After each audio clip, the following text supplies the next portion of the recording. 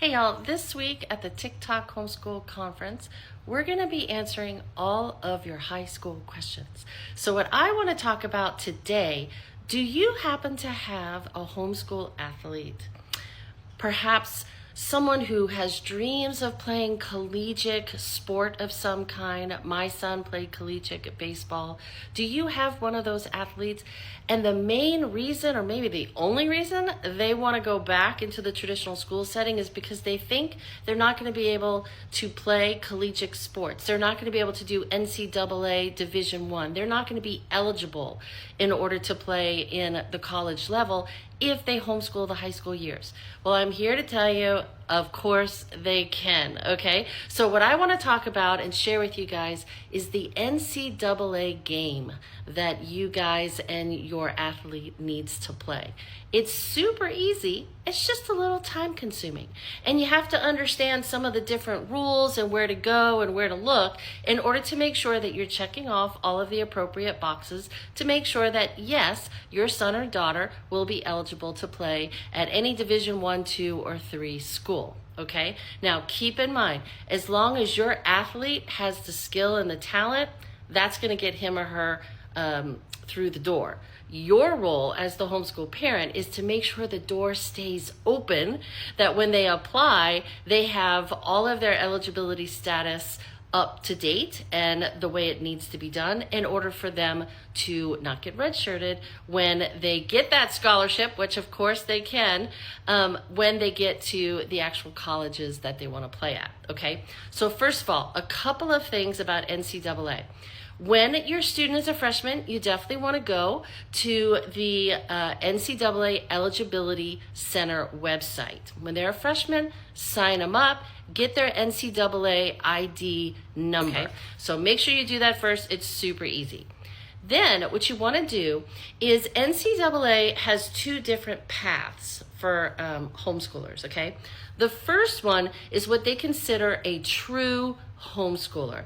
That would be a student where the majority of their instruction is happening at home with you, or yes, they might be taking classes outside the home, but for the most part, you are their primary educator, okay? They're not underneath another organization or some sort of school. You're the one that's keeping track. You're the one that's creating their transcript. You're the one who's going to be issuing the diploma, okay? If that's the case, then you want to go back to the NCAA Eligibility Center website, and you're going to look for what's called the Homeschool Toolkit, right? You want to make sure you get the most updated one, the 2026-27, and that is going to be your NCAA Eligibility Bible, all right? Now, what you're going to do is at the end of each school year, you are going to fill in what's called a course sheet for each academic subject and class that your student did. And you're going to fill it in. You're going to be very meticulous about it. Like I said, it's super easy to fill in. It's just a little time consuming, okay? And you're going to fill in those course sheets. You're going to have them updated and ready to go. So when a coach does find your athlete or is interested in having your athlete come to their school and they need to know if they're eligible or not, you've got all of these course sheets ready to go to be approved by NCAA, okay? Now, that's one way to be a true homeschooler. Now, if you were in some sort of public school, government funded, online type of class, right? Not class, but school, where you are underneath someone else. Someone else is creating the transcript. Someone else is going to be issuing the diploma. Someone else is doing all of the teaching, whether it's online or in certain classes that they might be taking. If you're in a program online that is NCAA approved or accredited, okay, anything like that, then NCAA doesn't consider you a true homeschooler. They consider you a public school student, okay, or a private school student underneath an accredited institution. And if that's the case, then you don't have to do a thing. You don't have to fill anything in. The organization or the school, they're the ones that are going to be making sure that whatever classes they're taking are NCAA approved, they're accredited, they're going to create the transcripts, they're going to make sure everything is done right so that your kid is eligible. Okay, so first of all, you need to figure out which one of those you are.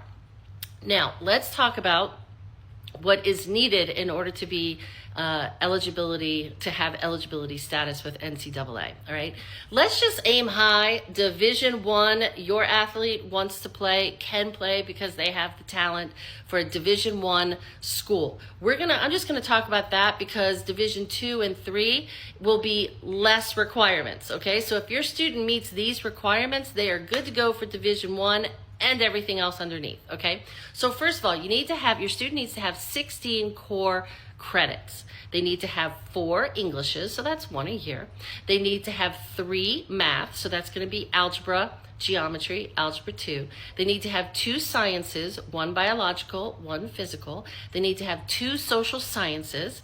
Then they need to have 1 more year of one of those. So maybe another English, another math, another year of science, another year of social science.